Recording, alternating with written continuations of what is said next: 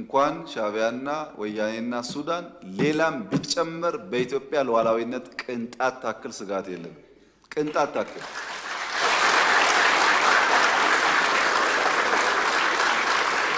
ያን ለመከላከል የሚያስችል ብቃት እየገነባን ያለነው ጊዜው ሲደርስ እንዳስፈላጊነቱ እንገልጻለን። እኛ ስጋት የለብንም። ሰዎች ባረጀ ባፈጀ ስልት ድሮ በሰራ ስልት አሁን ለመጠቀም መሞከር ጠቃሚ አይደለም። ምክንያቱም ያኔ ስልቱ የሰራው በሸበጥ ጮፈሬ የላስቲክ ጫማ መሄድ የፈለገ መቅመል የፈለገ መራብ የፈለገ ቢገባውም ባይገባውም ወስቶ የተከተለ ኃይል ነበረ። አሁን ግን 22 እና መገናኛ ህንፃ አስቀምጠህ እዛ በመቀመጥ አይሆንም ማለት ነው። ተቀይሯል ጊዜው። ሀብት እያፈራህ ሀብትን እያጣጣምክ ራስን ደግሞ ለመስዋዕት ማዘጋጀት አብሮ አይሄድም። አልፎበታልና ይሄ ምኞትም አይጠቅምም። ቅድም ብየዋለሁ፣ አሁን ደግሜ መናገር የምፈልገው የሚያስፈልገን ሰላም ነው። የሚያስፈልገን ትብብር ነው። የሚያስፈልገን አብረን መስራት ነው። የሚያጓጉ ነገሮች አሉ።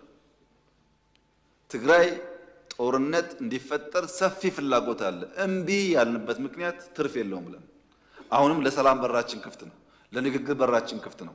መወያየት የምንፈልገው ሰላም ማምጣት የምንፈልገው በእኛ በኩል ትተን ተጎርተን ለትግራይ ሰላም ከመጣ ፍላጎታችን እሱ ነው።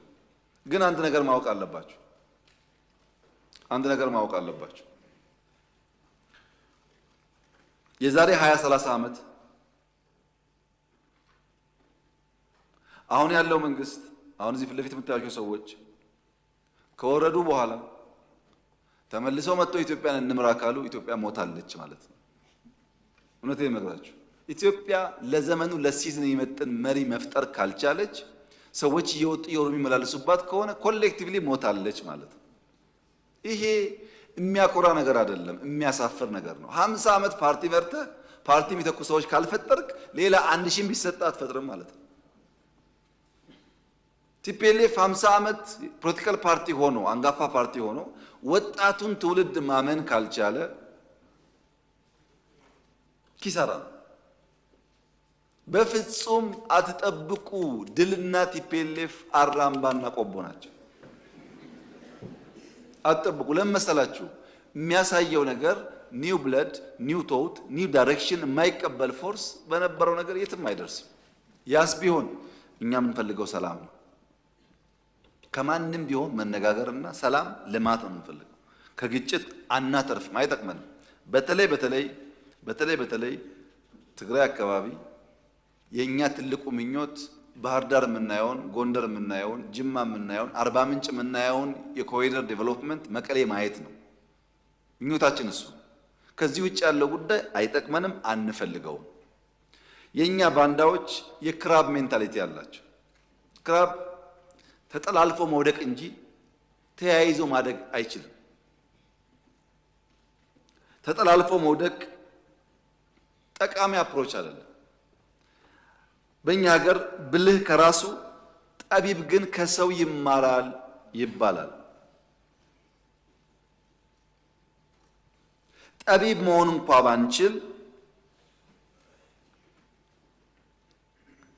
ከኛው ስህተት ተምረን እማናድግ ከሆነ አስቸጋሪ ነው የሚሆነው።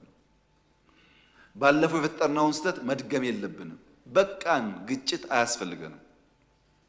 የኢትዮጵያ መከላከያ ሰራዊት አሁን ያለው አቅም ትናንትና ካለው ጋር አይገናኝም።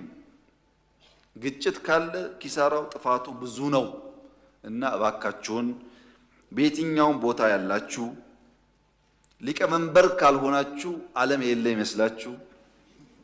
እናንተን ሊቀመንበር የሚል ማድረግ እንሰጣችኋለን፣ ግን ሰላማችን ስጡን። ይሄን መልእክቴ ነው። ሁል ጊዜ እኔ ከሌለው፣ እኔ ካልመራው፣ እኔ ከሌለውበት ሁሉ ኪሳራ የሚል እሳቤ አደገኛ ስለሆነ እሱን ማድረቅ ያስፈልጋል። በሁሉም ወገን ነው። በሁሉም ወገን ትግራይ ብቻ አይደለም፣ ኦሮሚያም ይሰራል። ይሄ እኔ ታግያለሁ፣ እኔ 40 ዓመት ቆይቻለሁ፣ 50 ዓመት ቆይቻለሁ፣ እኔ ያለው የሚሉ ሰዎች ኦሮሚያ ውስጥም አሉ። እውነት ነው፣ ታግለዋል፣ አይካድም። ለምሳሌ የኦነግን የትግል ታሪክ ለማራከስ የሚሞክር ኦሮሞ የለም። እኔ ልንገራችሁ፣ ታግሏል። ኦነግ ኦሮሞን አንቅቷል። ኦሮሞን አደራጅቷል። ምንም አይናቅም፣ ክብር ይገባዋል። ነገር ግን አሁን ያለው ዘመን አሁን ያለው የሊደርሺፕ አፕሮች ያኔ ከምናውቀው ጋር ይለያል። ለዛ ደግሞ የተዘጋጀ ኃይል ሲኖር እንዲሁ ሰብሰብ ብሎ ማክበር ጥሩ ነው የሚሆነው። መናናቅ ሲጀምር ኒው ጄኔሬሽን ብቻ ለሚናቀው። ለምሳሌ በትግራይ አይታችሁ ከሆነ ታደሰ ወረደ ማለት እድሜውን በሙሉ ወይም ጻድቃን ማለት እድሜውን በሙሉ ትግራይ ታገለ ነው። በትግል ደረጃ ደብረጽዮንና ታደሰ ወይም ጻድቃን እምብዛም አይለያዩም፣ አብረው ነበሩ። አንደኛው ጥሩ ሌላው መጥፎ ሊሆን አይችልም። ግን እየወደቅ ስትሄድ ልክ እንደ ውሃ ነው። እየወረቅ ስትሄድ መሽተት ትጀምራል። ማራከስ ከጎን ይጀምራል። ኦነግ ጋር ብትሄዱ እንደምታውቁት እኔና ጋሽ ዳውድ ኢብሳ ይለያያል እሳቢያችን። ግን ጋሽ ዳውድ ኢብሳ ጀግና ናቸው። ይሄንን ግን አልክድም። እኔ ላለፉት 40 ዓመታት ኮንሲስተንትሊ ለኦሮሞ ሕዝብ ታግለዋል፣ በችግር በመከራ ውስጥ። እኔ ጀግነታቸውን አምናለሁ። አብሮ የታገለው ግን አያምንም። የጋሽ ዳውድ ግሩፕ ጋሽ ሌንጮን ያራክሳል፣ የጋሽ ሌንጮ ግሩፕ ጋሽ ዳውድን ያራክሳል። ሁለቱም ግን ጀግኖች ናቸው። መራከስ አያስፈልግም፣ መማር ነው የሚያስፈልገው። ከድካማቸው ተምረን የበለጠ ሆነን መገኘት እንጂ አንዱን ማራከስ ዋጋ የለውም። ሲሚለርሊ ቲፒኤልኤፍ ለትግራይ ህዝብ ያደረገው ተጋድሎ፣ የአማራ ታጋዮች ለአማራ ያደረጉት ተጋድሎ፣ የአፋር፣ የሶማሌ፣ የቤንሻንጉል፣ የጋምቤላ ክብር ሊሰጠው ይገባል። ነቅተው ለማንቃት ሞክረዋል። ነገር ግን አሁን ዘመኑ ኤአይ ነው፣ ተላልፈናል። ብዙ መራራቆች ስላሉ አንድ ነገር እያሰቡ በአንድ ጊዜ በመስራት አይሆንም። ኦፕሬቲንግ ሲስተሙ በጣም ፈጣን ነው። ይህን አምኖ መቀበል የሚያስፈልግ ይመስለኛል። በእርግጠኝነት የምነግራችሁ ግን አምኖ መቀበል ካልቻሉ መቼም ማሸነፍ አይችሉም። መቼም ቲፒኤልኤፍ ምን ጥንካሬ ያለው በደንብ ትምህርት ተወስዶበታል፣ ጠቃሚ ስለሆነ። ኦነግ ምን ጥንካሬ ያለው ትምህርት ተወስዶበታል። ምን ስንፍናና ድካም አላቸው፣ ትምህርት ተወስዶበታል። እነሱም በተረጋጋ መንፈስ ያንን መማር ያስፈልጋቸዋል። ተከብረው ጥሩ ወላጅ ጥሩ ሽማግሌ የሆኑ መኖር ስለሚቻል ማለት ነው። አሁን በስተርጅና ብዙ አስፈላጊ አይደለም። የኢትዮጵያ ፖለቲካ ከእንግዲህ በኋላ አዛውንቶችን ለምክር እንጂ ለፖሊሲ መንጨት አትፈልግም። እውነቴን ነው፣ ምክር ብቻ ነው።